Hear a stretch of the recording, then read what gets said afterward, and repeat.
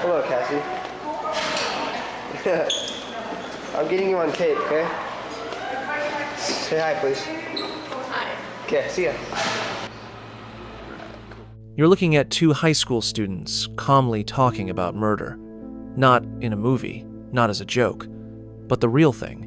They're planning to kill their classmate, Cassie Jo Stoddart. And they are recording themselves planning it. Their words are chilling. Their tone is casual. They're not scared. They're excited. Unfortunately, we have the grueling task of killing our two friends. What started as a weekend of house sitting turned into one of the most disturbing teen crimes in modern history. This is the story of Cassie Jo Stoddart and the monsters who betrayed her.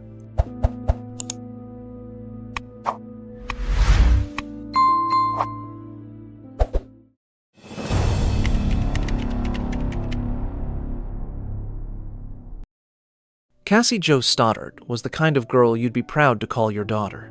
16 years old, smart, respectful, and always reliable. She wasn't one of the popular kids chasing attention, but everyone liked her. She had a calm presence, a soft smile, the kind of teenager who didn't make waves, just quietly did her best at everything she touched. At Pocatello High School in Idaho, teachers knew her as a straight-A student. Her classmates knew her as the girl who always showed up prepared, always respectful. She didn't skip classes. She didn't talk back. She didn't drink or sneak out at night. Cassie was solid, dependable. She was the one people could count on.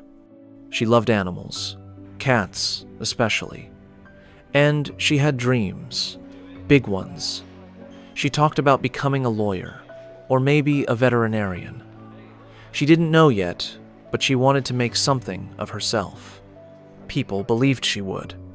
So when her aunt and uncle asked her to house sit while they went out of town, it wasn't just a favor. It felt like a small rite of passage. She would be staying at their home in Whispering Cliffs, just outside the city. A big house sitting on a quiet stretch of road, surrounded by open land and long shadows after dark. Cassie didn't mind being alone. She was mature for her age. She took the responsibility seriously. To make the weekend a little more comfortable, she invited her boyfriend Matt to come keep her company. The plan was simple: watch some movies, eat some snacks, keep the house safe and the pets fed. Nothing out of the ordinary. But what Cassie didn't know was that two of her classmates had made plans of their own. They weren't her close friends. Draper and Torey Adamcik were the kind of boys who blended into the background. Not dangerous, not threatening, just quiet, maybe a little awkward. They had a thing for movies, especially horror. They idolized films like Scream, and over time, that obsession twisted into something darker. Cassie had no reason to fear them. She had no way of knowing they were watching her, that they had been planning something for weeks, something cold, something evil. That night, the house was quiet.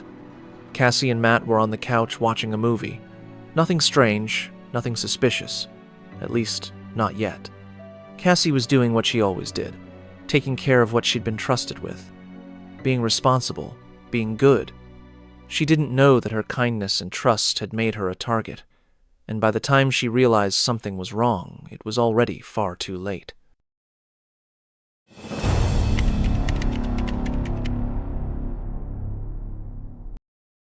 Draper and Torey Adamcik were not who you'd expect to turn into murderers. On the surface, they were just two awkward teenagers who liked movies and didn't quite fit in. Brian was quiet, kept to himself. He wore a long black trench coat to school, trying to mimic a look that felt powerful. He was obsessed with dark themes. Adolf Hitler fascinated him, not just as a historical figure, but as someone who commanded fear. Brian saw that kind of fear as something to be admired. Torey was the more talkative one. He had a girlfriend, seemed a little more outgoing, but he shared Brian's interest in horror films, especially the Scream series. He didn't just watch them. He studied them, took notes, quoted telling lines. their kids that you can't go outside or a vampire will get you, just to make their kids stay and do what they want to do. Torey wanted to be a filmmaker, and his favorite genre was horror. The bloodier, the better. They weren't the type to be feared. Most people just saw them as weird. Outcasts, maybe. But harmless. No one knew what was going on inside their heads. And no one knew they had started filming themselves talking about murder. Not in a fictional way. Not as a script. As a goal.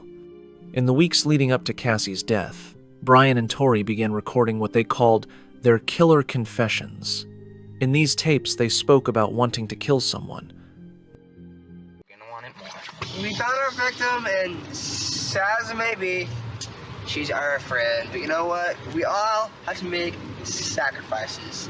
Our first victim is going to be Cassie Stoddart. She's going to be alone in a big, dark house out in the middle of nowhere. How perfect can you get? I mean, like, holy shit, dude. I'm horny just thinking about it. Hell yeah. It was 9:50. On the night Cassie invited Matt over, Brian and Torey came by, pretending it was just a friendly hangout. We went to Cassie's house, and we talked to her and stuff. Go throughout the whole house. I walked Check around. out the house. Yeah. Just All kind of right. showing you everything. So you basically looked at every room in the house, got Just the the house. lay of the land. Then what? And then I saw that he had a big video collection. So we looked at a bunch of movies and stuff. Okay. And then I think Did you look through those movies? I did. Okay. Do you like movies? I mean, Yes. what kind of movies? What's your favorite kind of movies? I like horror movies. They brought a movie with them and acted like nothing was unusual. Cassie let them in. She offered them snacks. They all sat down to watch Kill Bill, Volume 2 together. But while she thought it was just a casual movie night, Brian and Torey were scanning the house, looking at doors, watching the lights, studying the layout. They had brought knives with them, black clothing, masks inspired by horror movies. They hid them in their backpacks. After a while, they told Cassie they had to leave, that they were bored. She didn't think twice about it. She said goodbye and let them out the front door, but they didn't leave. Instead, they slipped downstairs into the basement and waited. They started flipping breakers, hoping to scare Cassie. You're doing good. What clothing do you have in the car to go do this prank? The masks that we had. Okay, what kind of mask? White, we hid stuff on them to make them look more cool. She was nervous, but not enough to panic. This was an old house, after all. Lights flicker sometimes. That's normal, right? Matt tried to calm her down, but eventually, his mom came to pick him up. Cassie didn't want to leave. She had promised to watch the house and take care of the pets. That's the kind of girl she was. She stayed. Alone. Brian and Torey were still in the basement, waiting, recording everything. This wasn't a random attack. This was a performance, a sick project. In their minds, they were directing a horror movie in real life, and they had just chosen their victim.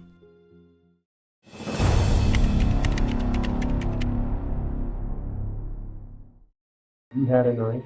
I have an answer, yes. Okay. The blade, I don't know, is maybe 6 inches, 7 inches. Cassie thought she was safe. The lights were on. The doors were locked. Her boyfriend had just left, and she was curled up on the couch, but the killers were already inside. Brian Draper and Torey Adamcik never left that night. After hanging out for a bit, they snuck into the basement, pulled on their masks, and waited. While Cassie sat upstairs with no idea, they were crouched in the dark, filming themselves like they were characters in a found-footage horror movie. Around 10:30 p.m., they killed the power. They thought Cassie would come downstairs to check the circuit box. She didn't. She stayed right there on the couch, alone, scared, probably trying to stay calm. So they turned the lights back on. Then, off again. Cat and mouse. They wanted fear. They wanted her to know something was wrong. And then they came upstairs. We went upstairs, and then, I had a smile on my face, then we opened the door. Torey stepped in front of me, and he walked over here, and then Cassie was saying, who's there and stuff, and I was about to say, hey, and then she started to walk slowly, and after Cassie said, who's that, I believe the words were, I'll kick your ass. And then she went, ah, and then she backed off, and she took a couple more steps. And that's when she let out a scream that I'll never forget. Okay, you're doing great. I stood back and I don't know, maybe started to stab me. You think the scream was because she got stabbed? I thought the scream, it sounded so real because It sounded like different from just a scary scream, right? Yeah, it sounded like a real terror, maybe. Yes. Was it pot? I mean, like, you stabbed her? It was like, not just a couple times? I don't know. I saw his arm go up maybe 3 times, and then that's when I was like, what's going on, dude? And he's like, and she didn't say a thing. And then she shined a flashlight on her, and she was going like this, and her head was like this, and her eyes were wide open. Her chest was moving. And you still have your mask on? Hard to point. Yeah. The mask was still on.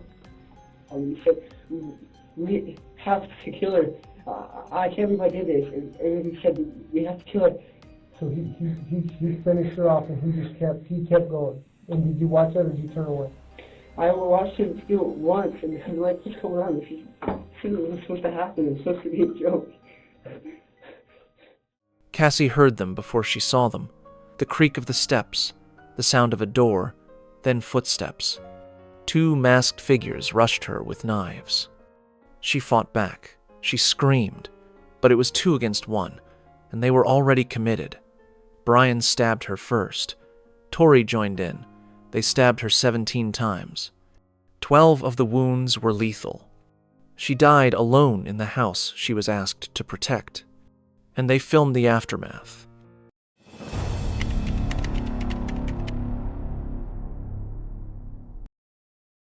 Just killed Cassie. We just left her house. This is not a joke. I'm shaking. I stabbed her in the throat, and I saw her lifeless body just disappear. Dude, I just killed Cassie. That felt like it wasn't even real. I mean, it went by so fast. That video would be the beginning of their end. It didn't take long for the police to start putting the pieces together. Cassie's boyfriend, Matt, told investigators that Brian and Torey were with them that night. That detail cracked the door open.